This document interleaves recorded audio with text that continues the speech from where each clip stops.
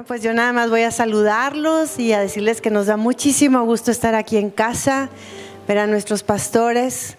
Estamos seguros que este va a ser un buen tiempo porque el Señor está en medio de nosotros y Él es un Dios bueno.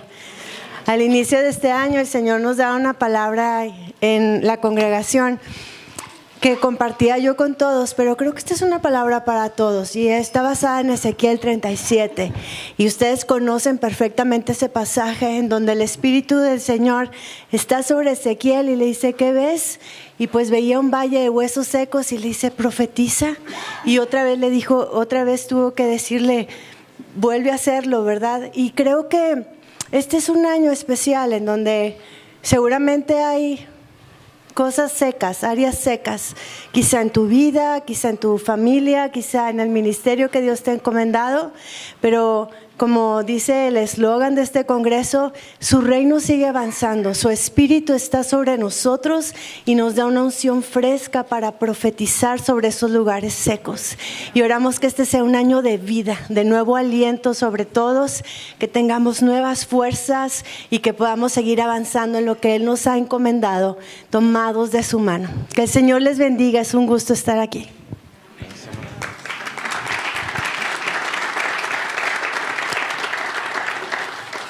Pues bueno, qué emoción estar aquí juntos, ver tantas caras que por años hemos crecido, hemos estado caminando por ya algunos años, algunos de nosotros.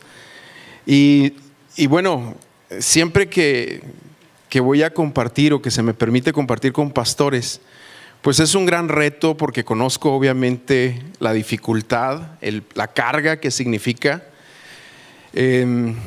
Conozco obviamente la problemática y me pone nervioso porque digo: ay, Dios mío, que venga una palabra de parte tuya. Y al mismo tiempo tenemos a un Dios que quiere derramarse en medio de nosotros y quiere hacer cosas grandes, sobrenaturales en las vidas, en los corazones. Él quiere hacer algo precioso. Y bueno, pues ¿qué les parece si oramos? Yo oro por mí, ¿verdad? Porque pues sí, estoy nerviosón. Pero que Dios nos hable en esta hora. Señor, gracias porque tú estás aquí y se cumple ese Salmo 133.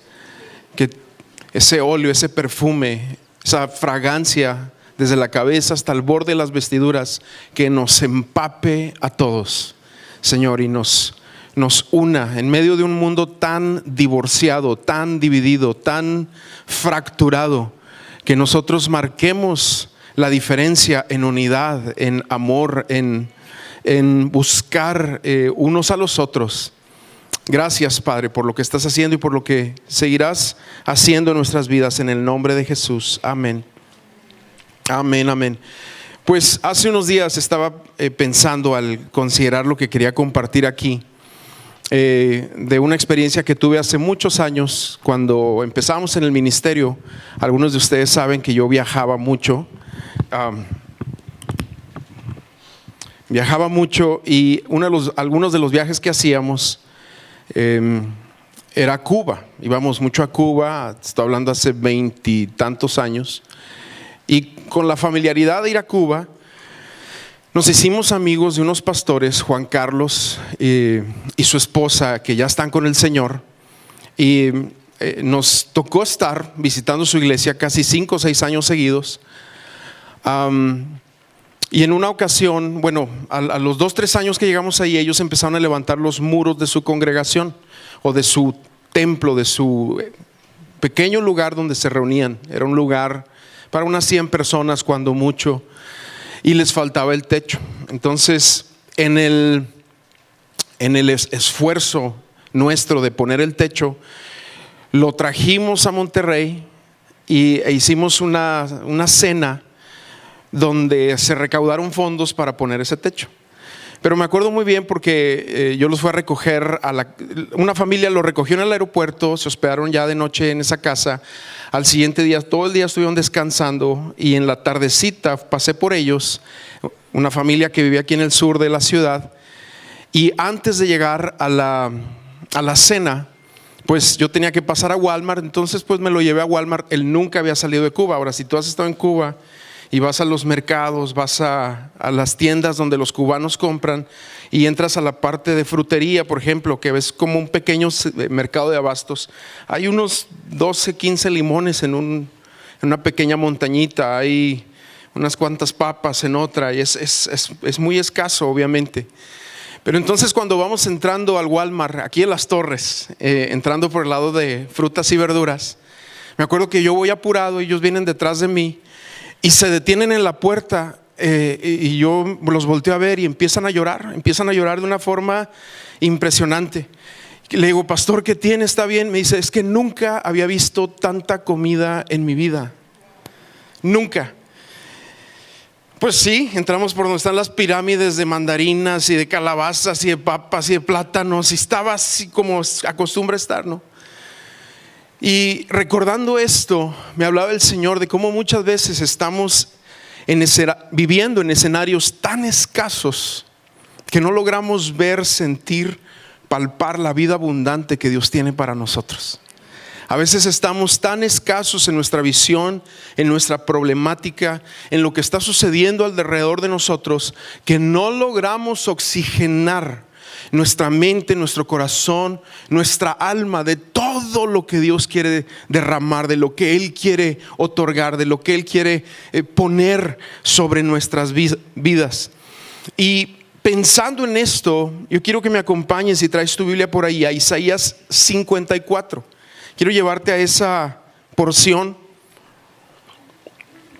del profeta Isaías, que aquí obviamente como profeta nos presenta un escenario que lo hemos leído 1000 veces, muchas veces.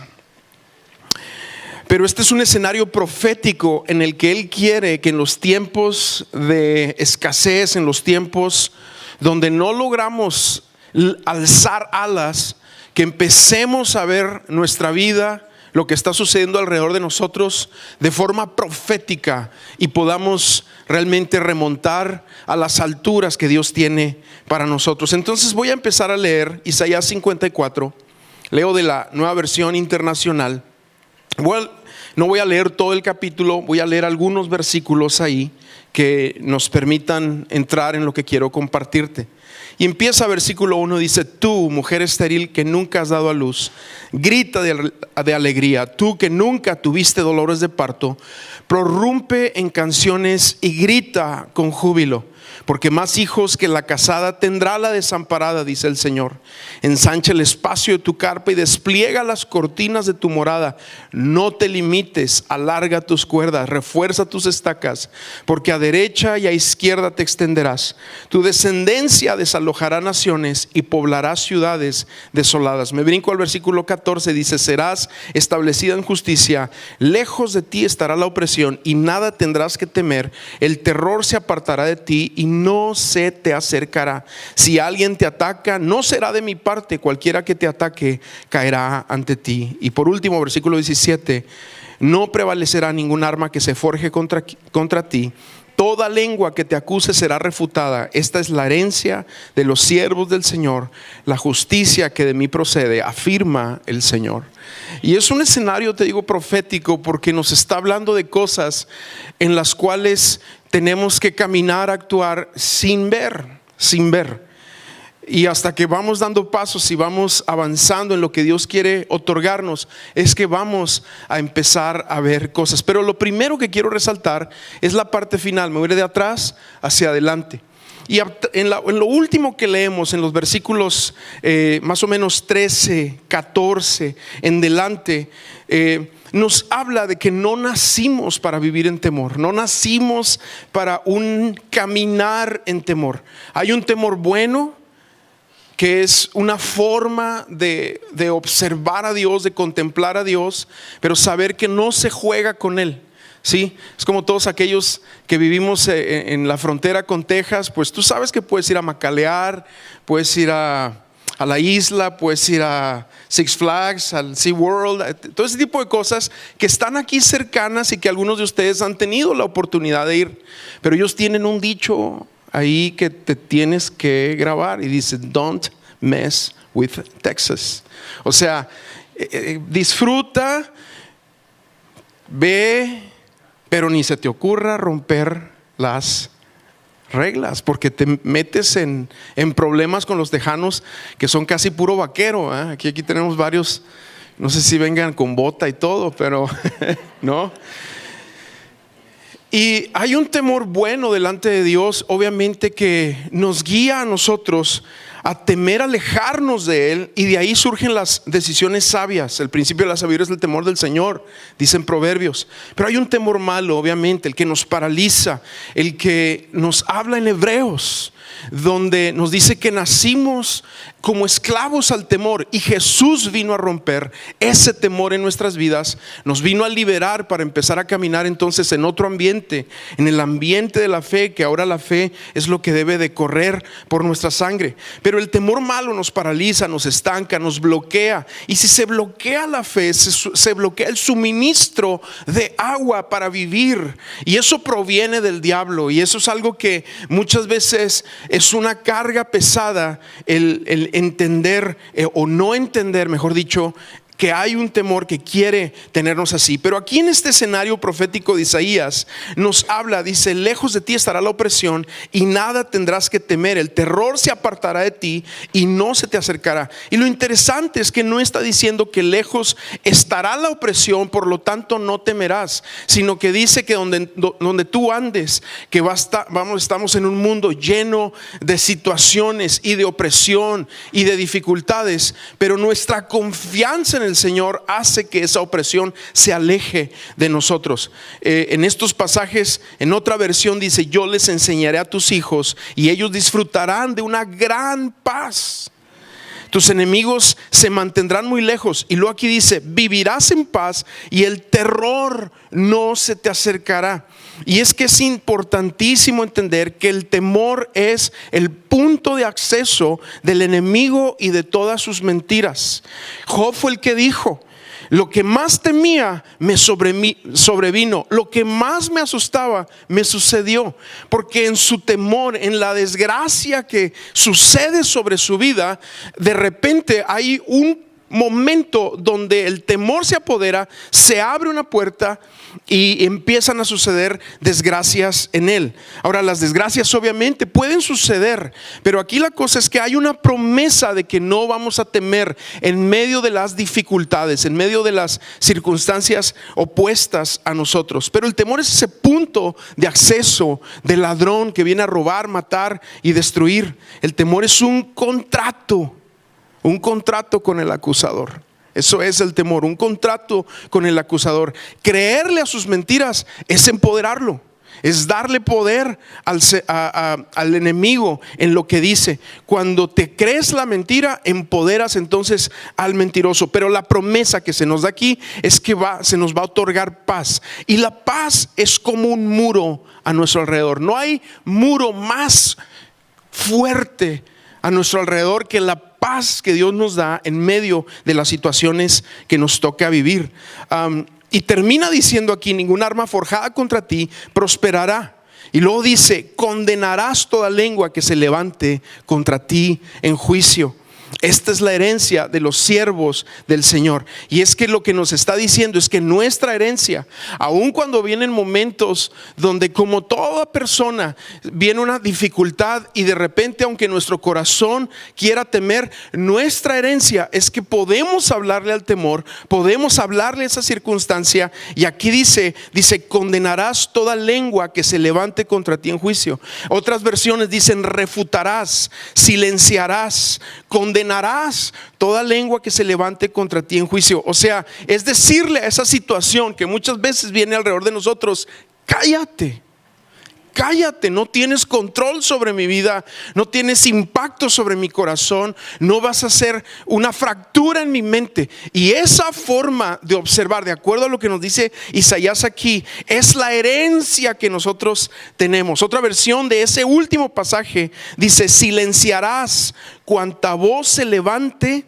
para acusarte, silénciala. Y luego Isaías, en esto que nos va hablando, al empezar a leer el versículo 1, nos empieza a hablar de un gozo que se anticipa ante las situaciones. Antes de ver algo, nos anticipamos con un gozo y hasta podríamos decir provocado por lo que está sucediendo o lo que no está sucediendo a nuestro alrededor. Y aquí es donde dice: tú, mujer estéril, que nunca has dado a luz, grita de alegría. Tú que nunca tuviste dolores de parto. Y empieza a usar una serie de expresiones explosivas. Dice: prorrumpe en canciones, grita con júbilo. ¿Se acuerdan antes en la alabanza cuando decíamos, estábamos en la alabanza, los muros caen y los carros del faraón y un grito de júbilo? Y a ver cómo era, a ver. ¿Se acuerdan? Ay. Y aquí yo siendo un desastre mientras está el grito de júbilo, perdón. Disculpen mi torpeza. Es agua, sí es agua. Y así eran los gritos de júbilo, ¿se acuerdan? Pues es lo que nos está hablando Isaías aquí. Tú, mujer estéril, que nunca has dado a luz, grita de alegría. Tú que nunca tuviste dolores de parto, prorrumpe en canciones, grita con júbilo. Y aquí viene la palabra profética: porque más hijos que la casada tendrá la desamparada, dice el Señor. Y es entender que todos tenemos áreas de fruto en nuestra vida, pero también todos tenemos áreas de esterilidad en nuestra vida.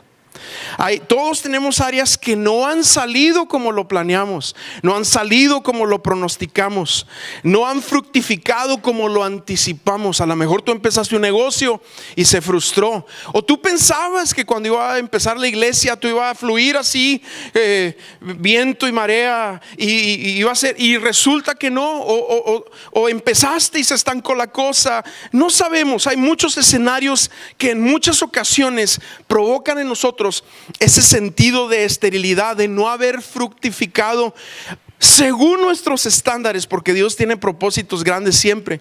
Y tenemos grandes testimonios de cómo Dios ha obrado, pero también tenemos áreas, experiencias de verdad, como de frustración, de esterilidad o hasta de fracaso. Y ya sé que le ponemos al fracaso muchas frases para que no se sienta como fracaso, pero no pasa nada si fracasamos de repente, independientemente de todo. Pero aquí el pasaje dice: grita de alegría, grita con júbilo. Son expresiones explosivas por lo que Dios va a hacer, por lo que Él nos va a dar. Es un grito de anticipación, es algo anticipado, un júbilo anticipado. Así como dice Pablo estando en la cárcel escribiendo a los de Filipos, les dice: alégrense o regocíjense siempre en el Señor. Les insisto, regocíjense. Como un preso, alguien que no sabe qué va a pasar, está animando a una iglesia a que se regocije, porque está aplicando estos principios espirituales que conocemos por Isaías en cuanto a lo que Dios va a hacer. Y esto es un escenario, te digo, profético. Nehemías dice: el gozo del Señor es nuestra fortaleza, porque realmente el gozo y la paz siempre van de la mano. Es algo que Dios crea en el cielo para que lo disfrutemos aquí en la tierra en exclusividad, los que tenemos una relación con Él como Padre, con Cristo como nuestro mediador, como nuestro Señor, con el Espíritu Santo aquí en la tierra, dentro de nosotros, en nosotros, que nos lleva a esto. Entonces el gozo es la celebración anticipada por lo que Dios va a hacer aún en la esterilidad, aún en los tiempos escasos. Dios nos está diciendo: gózate enfrente de aquello en lo cual es el área que tú consideras más estéril de tu vida. Yo no sé qué sea eso: la salvación de un familiar, un hijo que no anda bien, la obra, la iglesia, tu economía. No sé qué Dios estará haciendo en ti o cómo sientas tú este tiempo, esta temporada en tu vida. Pero la instrucción de la palabra es que gritemos con alegría, que celebremos antes de que llegue la respuesta. Antes de que llegue la respuesta. Ahora, esto es totalmente ilógico desde el punto de vista humano. Nosotros celebramos por lo que llega. Te sacaste un 10, trae una pizza para el niño. No sé, te dieron un incremento de aumento. Vámonos allá por lo menos a los tacos. Vamos, y es nuestra manera. Sucede algo y celebramos. Pero esto que estamos leyendo aquí, que es totalmente ilógico para los seres humanos, es totalmente lógico e intelectual desde el punto de vista de Dios. El anticiparnos, el gozarnos por lo que Él va a hacer en contraste a lo que se vive, a lo que se usa. Pero esto es una respuesta totalmente inteligente, aunque absurda y tonta para este mundo, totalmente inteligente desde aquel que es el mismo ayer, hoy y por los siglos, desde aquel que da las promesas, totalmente sabia e inteligente, y nos dice que vayamos hacia allá. Él quiere que nos emocionemos en las adversidades. Es muy difícil. Por eso te digo que es un gozo provocado, gozarnos en las adversidades. Y la paz y el gozo son realidades espirituales que impactan nuestras emociones. Por eso, hablando del reino, el reino avanza con poder. La Biblia dice que el reino de los cielos, dice Romanos 14:17, el reino de Dios es justicia, paz y gozo en el Espíritu Santo. ¿Sí? Esta es nuestra herencia. Esto es no nada más quiero que tú tengas una reacción emocional, está diciendo el Señor en esto, sino que te anticipes a gozarte. Y vamos a lo que sigue, porque ahora el Señor nos lleva en esta palabra que nos está dando a través del profeta Isaías, nos lleva a anticiparnos en lo natural antes de ver lo sobrenatural. ¿Sí? Primero, no tener temor. Segundo, hacer del gozo nuestra alabanza, gozarnos, anticiparnos, reír. Cuando tú dices que no tengo nada de ganas de reírte, pues forza la risa y ya vas a ver que Dios empieza a hacer algo. Hasta eso puede llegar a ser profético.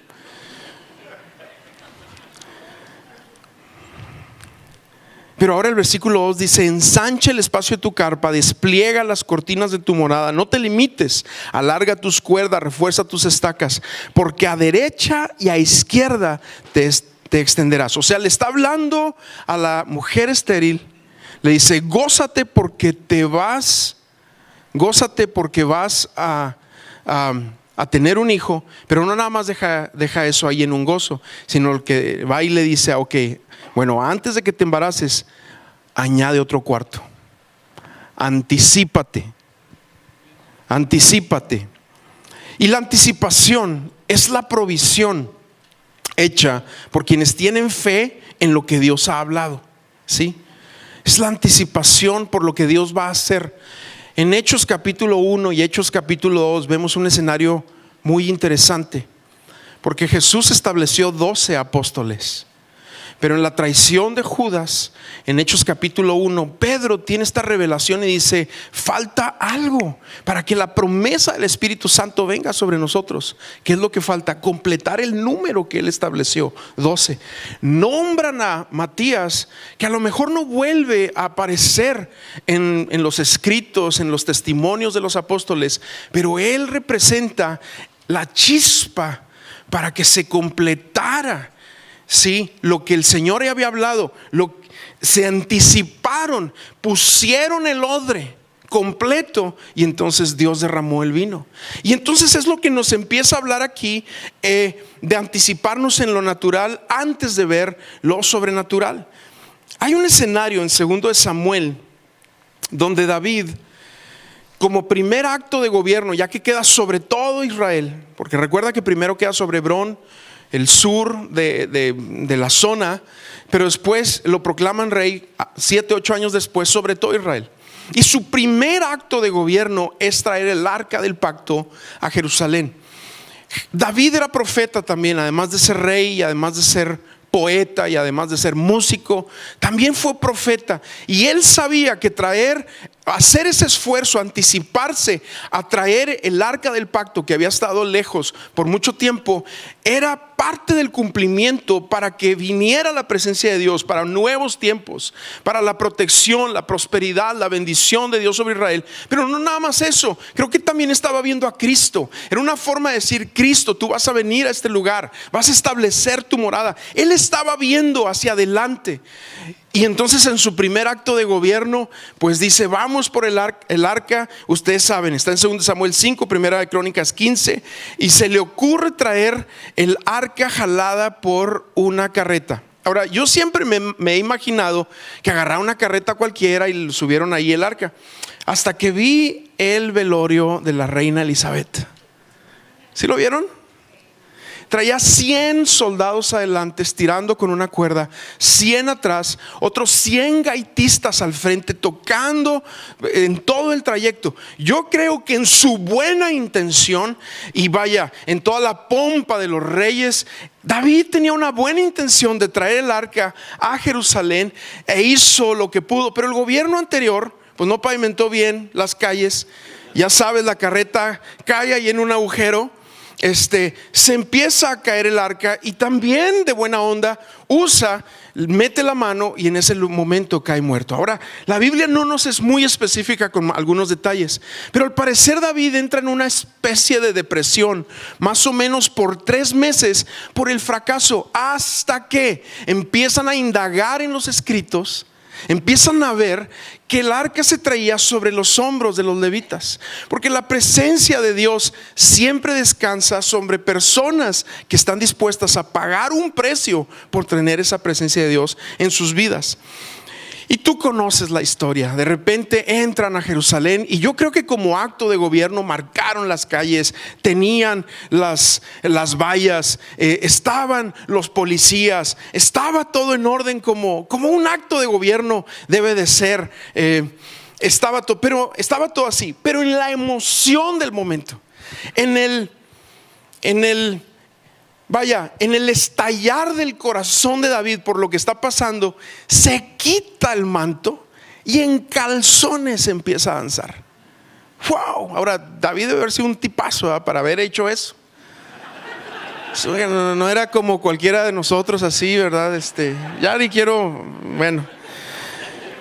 Pero se pone a danzar David, prorrumpe, se cumple la promesa, viene el arca del pacto a Jerusalén, proféticamente representa tantas cosas. Sin embargo, vemos en la historia que Mical está desde la ventana observándolo y lo desprecia, lo menosprecia en su corazón al ver lo que hace.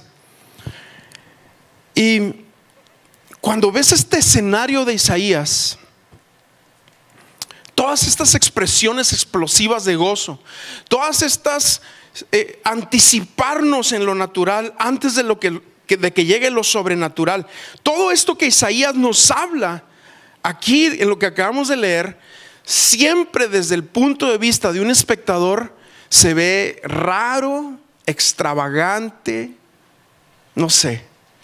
Yo creo que uno de los grandes errores que cometimos como iglesia en los años 80s, 90s fue haber grabado tanto avivamiento que quedó en redes sociales, y lo que se vivió en muchos momentos de forma muy sincera, en el espectro de años después se ve como que ay, raro, porque el avivamiento, el movimiento de Dios, los brotes del Espíritu, lo que Él quiere hacer, siempre son para meterse, para experimentarlos, no para quedarnos como espectadores. Ahora, con todo lo que está sucediendo en Ashbury, que sí es avivamiento, que no es avivamiento, y que ya el escrito de este y el escrito de aquel, pero lo que puedo ver es que Dios está moviendo en un lugar donde está pasando algo, y eso apenas meterte. Y sí, claro, Dios también te puede hablar en tu casa, leyendo mucho la Biblia y clamándole a Él, pero hay lugares que soberanamente Él decide moverse. Hay tiempos, etapas, movimientos donde Él soberanamente decide hacer algo, aunque nuestra mente choque muchas veces con todo lo que está sucediendo y todo lo que está pasando. Y entonces, pues Mical lo desprecia en su corazón. El versículo dice así, 2 Samuel 6:16. Dice: sucedió que al entrar el arca del Señor a la ciudad de David, Mical, la hija de Saúl, que por cierto, Mical era una religiosa profesional, y la religiosidad atrae la esterilidad. Dice: se asomó por la ventana y cuando vio que el rey David estaba saltando y bailando delante del Señor, sintió por él un profundo desprecio. Para el religioso, yo te decía, actuar explosivamente siempre es irreverente, emocional e inmaduro. Siempre. ¿Por qué? Porque Mical no perdió, más bien nunca tuvo el asombro en su vida por el Dios de David. Y no tenía esta cualidad de ser expresiva. Cada vez que venía una de estas mujeres, uno de los casos fue María, otro de los casos fue una mujer de dudosa moral y procedencia en casa de Simón el fariseo, que rompen este vaso de alabastro. Siempre el romper una fragancia delante de nuestro Dios, siempre habrá un religioso que observe y diga: no, es que eso no está bien, y Dios no se mueve así, y en su mente trata de acomodar toda la teología. El único problema es que Dios no está limitado a la teología. Dios es Dios por encima de sistemas humanos, por definirlo. Y Dios no tiene monopolio, y Dios no puede ser domesticado, tampoco. No puede. Él es Dios. Y es lo que nos va mostrando aquí la palabra de Dios. Total, que cuando se acaba este acto de gobierno y ya colocan el arca donde se había preparado y todo, llega David a su casa. Me lo imagino así con su manto así ya en la espalda, cansadillo, sudado, maloliendo. Y fíjate el comentario de Mical, versículo 20, segunda de Samuel 6. En signos de exclamación: qué distinguido se ha visto hoy el rey de Israel. Niña fresa sangrona, desnudándose como un cualquiera. O sea, te fijas el desprecio, el sarcasmo en presencia de las esclavas de sus oficiales. Sarcasmo es dicho irónico, cruel, que humilla, ridiculiza, encierra amargura, queja, pesimismo. Y David le respondió, versículo 21 en delante: lo hice en presencia del Señor, quien en vez de escoger a tu padre o a cualquiera otro de tu familia, me escogió a mí y me hizo gobernante de Israel. Nunca le contesta así a tu esposa, ¿sí? Este es un escenario bíblico, ¿sí? Profético. Pero aquí es donde dice David: de modo que seguiré bailando en presencia del Señor y me rebajaré más todavía hasta humillarme completamente. Increíble, pero Mical murió sin haber tenido hijos. Su religiosidad, su desprecio atrajo una esterilidad física sobre ella. Ahora yo quiero orar en los minutos que me quedan. Sí, ¿y por qué no te pones de pie donde estás por un momento? Porque a lo mejor tú vienes en esta noche con áreas de esterilidad sobre tu vida, con áreas de esterilidad en tu interior, en tu corazón, en lo que tú estás atravesando. A lo mejor has estado atado a la tristeza, a lo mejor hay un dolor que no te deja, un sentido de frustración, de fracaso. Yo te decía ahorita que no se brinca, un afán que no logras romper en tu corazón.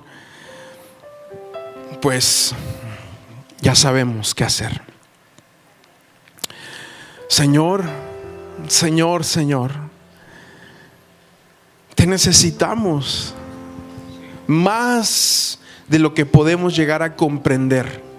Pero revélanos cuánto te necesitamos, cuánto necesitamos gritar por tu presencia, gritar por tu gloria, gritar por tu fragancia, gritar, Señor, prorrumpir para que se rompan los manantiales y el agua viva fluya, brote de nuestro corazón, de nuestro interior, de lo que estamos viviendo y atravesando. Padre, hoy queremos gozarnos, hoy queremos humillarnos delante de ti. Hoy nos despojamos de títulos, hoy nos despojamos de situaciones, hoy nos despojamos de posiciones, porque somos hijos, adoradores. Te queremos encontrar en el secreto, en lo personal, pero también en la vida, en la rutina, en lo que atravesamos. Y para eso nos anticipamos contigo en fe, de acuerdo a lo que tú hablas, sin entender tantas cosas, pero sabiendo que tú no desprecias los corazones humillados, contritos, que te buscan de todo corazón. Señor, te adoramos, te adoramos, te adoramos. Te adoramos, Señor, te adoramos.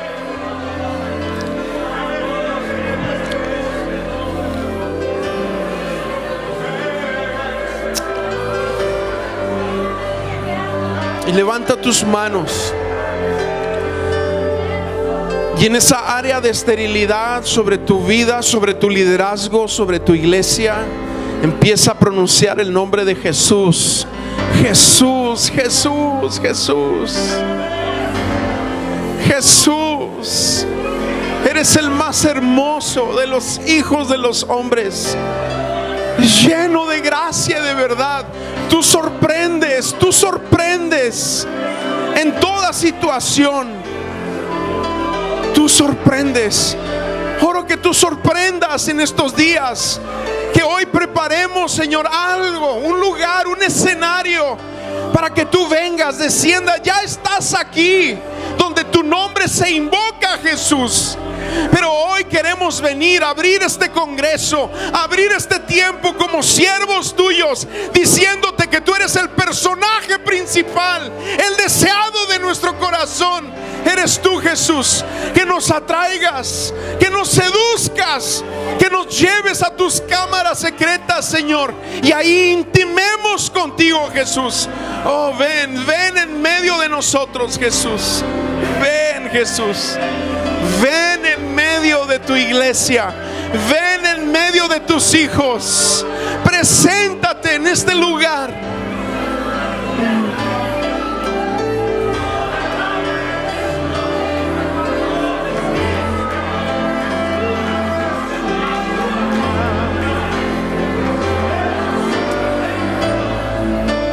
Y ahora yo te invito que por unos minutos, así en silencio, si gustas levantar tus manos o bajarlas como gustes, pero que contemples a Jesús, su presencia, su amor, su gracia, su favor.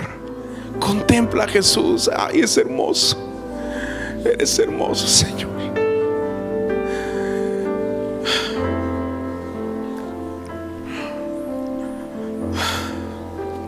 Jesús, eres hermoso. Nos faltan palabras, vocabulario, lenguaje, primero para agradecer, y nunca lo tendremos, Señor, para describirte. Pero qué hermoso que te has acercado a nosotros.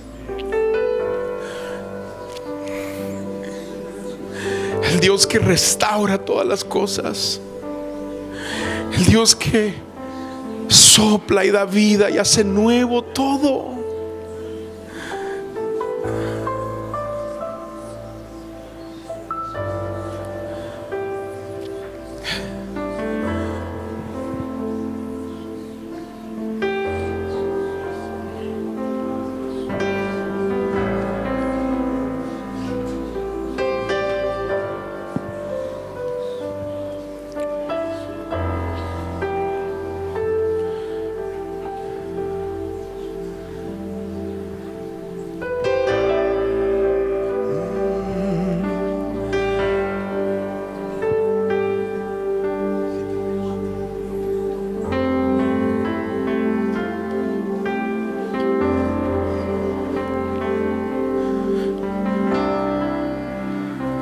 Si te tengo a ti, lo tengo todo, mi amado, mi tesoro, fuera de ti nada deseo, Señor. Si te tengo a ti, lo tengo todo, mi amado, mi tesoro. Fuera de ti nada deseo, Señor. Cristo Jesús. Cristo Jesús, tú eres mi plenitud. Cristo Jesús, eres mi plenitud. Cristo Jesús, eres mi plenitud. Cristo Jesús, tú eres mi plenitud. Si te tengo a ti, lo tengo todo, mi amado, mi tesoro. Fuera de ti Nada deseo, Señor. Si te tengo a ti, lo tengo todo, mi amado, mi tesoro. Fuera de ti nada deseo, Señor. Cristo Jesús, eres mi plenitud. Cristo Jesús, eres mi plenitud. Cristo Jesús, eres Cristo Jesús, eres mi plenitud.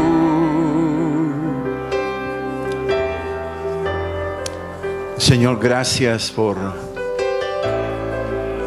liberar a esos vientres estériles, Padre. Gracias por tocar, Señor, aquello que impide dar vida. En el nombre de Jesús, Señor, te damos gracias, Señor. Gracias que podemos preparar una habitación, Señor, como aquella mujer embarazada que prepara el cuarto donde va a morar su bebé, con anticipación, con gran expectación. Pero cuán milagroso es que aún siendo estéril prepara esa habitación, creyendo y saludando desde lejos el milagro y viéndolo después hecho una realidad. Señor, gracias por acordarte de tu iglesia. Gracias por acordarte de tus pastores, Señor, como te acordaste de Ana, Señor, que dejó de llorar y le creyó a la palabra del sacerdote Elí y se fue a su casa. Y más adelante Dios, dice la palabra, se acordó de Ana, de la promesa, y recibió el toque de vida. En el nombre de Jesús oro por mis hermanos, Señor, que están hoy aquí. Si hay alguien que está en esta condición, que se siente que su ministerio ha estado batallando, que no ha prosperado, que sientes esterilidad, yo quiero que ahí donde estés levantes tu mano. Ten esa confianza. Levanta tu mano. Levanta tu mano. Que tengas confianza. El Espíritu Santo está aquí entre nosotros, tocando, como tocó a Sara, como tocó a Raquel. Dios quiere tocar tu vida hoy. En el nombre de Jesús, Dios quiere tocar esa área seca y reverdecerla. En el nombre de Jesús.